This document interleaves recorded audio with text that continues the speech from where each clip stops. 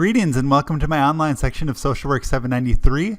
My name is Michael Quant and I'm the instructor for the course. I've been teaching this course for several years now, online and in person. I've really enjoyed teaching the course online and hopefully you will enjoy it too. My contact information is all posted in the syllabus, but the best way to reach me is probably my email, which is mbquant@uwm.edu. I do not have office hours, but if you would like to contact me to set up a Skype conversation, that would be great. You can also reach me via my cell phone, which is posted in the syllabus as well. So a little bit about myself. I'm originally from Wisconsin. I actually got my PhD from the University of Wisconsin-Milwaukee, and I'm currently working both in Milwaukee and Chicago. Although I don't have my PhD in social work, I do have a PhD in psychology.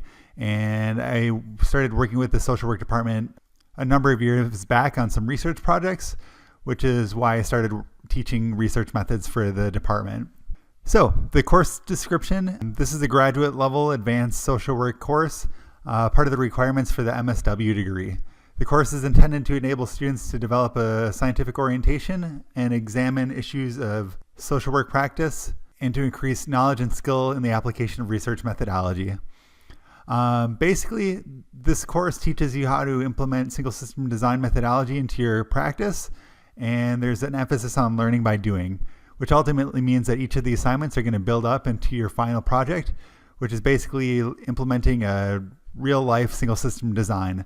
Each of the short assignments throughout the semester are going to build up to your final paper, and at the end, you're going to be developing a single system design, picking out measures, executing the intervention, and collecting data on a real client. Towards the end of the semester, you'll be doing some analysis and write-up, and hopefully by the end of the course, you'll leave with a skill set that you can use to improve your practices. So being that this is an entirely online course, some knowledge of D2L is required to be successful in the course. I'm hoping that you all have some experience with the D2L environment by now. All the materials are going to be posted up on D2L. I will mention that SingWin comes for free with the textbook that I have required for the course, but if you do not have a PC, you can access SingWin throughout most of the campus computers. I know specifically Enderus 10th floor has SingWin installed. There are other campus labs that do have it installed. If you do not live near campus and you don't have a PC and there's nobody whose PC you can use, please shoot me an email. I have a backup available to you. I'm implementing R moving forward, which is a different software program that you can use for SSD. So please just let me know and I'll work with you on that. Also within the syllabus, I'm not going to read all the course policies as far as accommodations for students, but you can follow the link.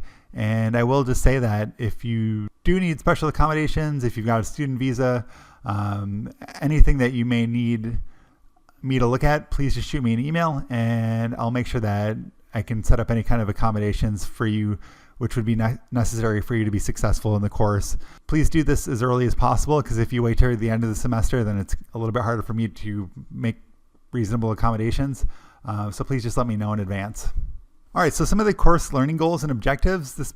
The social work program at UWM focuses on metropolitan social issues. We focus on a lot of issues related to multicultural issues, diversity, including empowerment of disenfranchised communities in an effort towards social justice.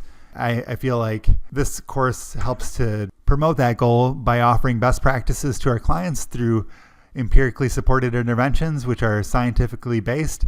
And I'm hoping that this helps you to really focus on providing the best practices possible. Towards those goals, I'm hoping that you'll walk away with being able to utilize 2 single system measurement methods to collect and analyze data, also being able to identify practice problems and establish measurable goals in quantifiable terms, specifying which intervention you used and why. Later on in the course, I'll talk a little bit more about how to look up best practices based on what kind of presenting your problem your client may have. Also presenting research and results in an appropriate fashion, utilizing course materials at a professional quality that presents information in a way that your colleagues could easily understand. I'm also hoping that you can understand the connection between evaluation research and direct practice, as well as ways in which multicultural issues may impact the interpretation of research findings. So the required textbook is the Bloom and colleagues 2009 Evaluating Practice. This book again comes with Singwin software. I think it does a great job of explaining single system design. Definitely one of the better books for teaching quantitative research methods for the field of social work. You can probably get it in the bookstore. Otherwise, most students tend to get it from Amazon, but I would encourage you to get it new. Otherwise, you run the risk of not getting the Singwin disc, and then you might find yourself in a tough situation later in the semester. Okay, so just some basic requirements here. Students are expected to actively participate in the discussion posts. Students are expected to complete all the reading assignments. Students are expected to complete assignments by their due date, and if for any reason you need an extension, please contact me in advance. I can work with you if you give me advance notice, but if you wait till after the due date, I have to follow the guidelines outlined in the syllabus. I would just encourage you to back up your files on your computer. I've had examples where students have loaded the wrong document to D2L and didn't save the original, so please maintain copies of your original course assignments. Also, students must work in their own words except for cited properly. I will mention that incompletes are really only given in circumstances that are beyond the student's control, kind of like unusual circumstances, serious illness, not commonly given. I think in my years of teaching, I've only seen one example where somebody has gotten an incomplete and was able to finish the course at a later time. Students are expected to contact me within 2 weeks of receiving a grade that they feel they were graded unfairly. I'd prefer earlier, then I can work with you more. So please just let me know. And I feel like my grading policy is pretty flexible. Lastly, just to reiterate that if there are special accommodations that you need, please just contact me in advance and I'll work with you so that you can continue to benefit from the course as much as possible. So the syllabus has more details and explicit details about the point breakdown, but I'll just say that the main points for the course that add up to the 230 possible points are 5 short assignments, which are 20 points each, totaling 100 points. The final paper, which is 100 points, which is actually really just an accumulation of some of the short assignments. And the Singwin activities, which are preferably due within the module that they're assigned, but really just need to be done before you get the final paper submitted. The reason I need them before the final paper is because you'll need those skills that you've developed from the Singwin activities to complete your final paper and to analyze your own data. And lastly, the 5 participation points are made up of responding to the 2 discussion posts that I'm going to be posting to the D2L discussion forum. So the short assignments are really to help you to feel familiar with the materials about single system design, feel comfortable with the reading. And I would say that I want this to be an engaging learning environment. So I'm hoping that it takes away some of the stress that if you do lose any points on the short assignment, that you've got one opportunity to redo the assignment for up to full credit. So if there's something glaring that you're missing, I'll deduct 5 points. You can earn up to the full 20 out of 20 by resubmitting with the appropriate corrections based on my feedback. I would just ask that you would do this within 1 week of receiving the feedback that I have posted back to the Dropbox. So regarding the paper assignment, your final project, you're going to be actually putting together a full SSD, full single system design, and implementing it with a real client, whether it be one of the following 3 options. You could utilize a friend or family member who's got an issue that they'd like to work on, whether it be quitting smoking or exercising more frequently or sleeping better. You could also do a social work student or staff member if they were willing to cooperate. But I would just ask that you use a pseudonym just for purposes of confidentiality, obviously. But my preference is probably option 3, which is really just to conduct a single system design or a single system evaluation for yourself. The reason that is because I like you to feel what it's like to be the client in this situation, and also to see some of the intricacies of collecting accurate, valid information, and what it's like to both put together the single system design, but also to gather information on your own about a problem that you'd like to change. But if you're doing this option, still write it as if you were working with a client, writing it in the third person as if you were the client. All right, so real briefly, the paper outline, we'll cover this more in depth later on in the semester, but just so you have an idea what to expect. The paper should be written in APA format, and again, I'll be going through that in depth. The introduction is basically just going to be a brief introduction to why single system designs are so beneficial within practice, and a brief introduction to your client, maybe just a paragraph. A lot of students give me way too many details about the client. I just need a brief paragraph on why they might be coming to the practice and maybe what they're hoping to get out of the single system evaluation. And again, I strongly suggest using a goals table, which we'll be going through in short assignment number 2.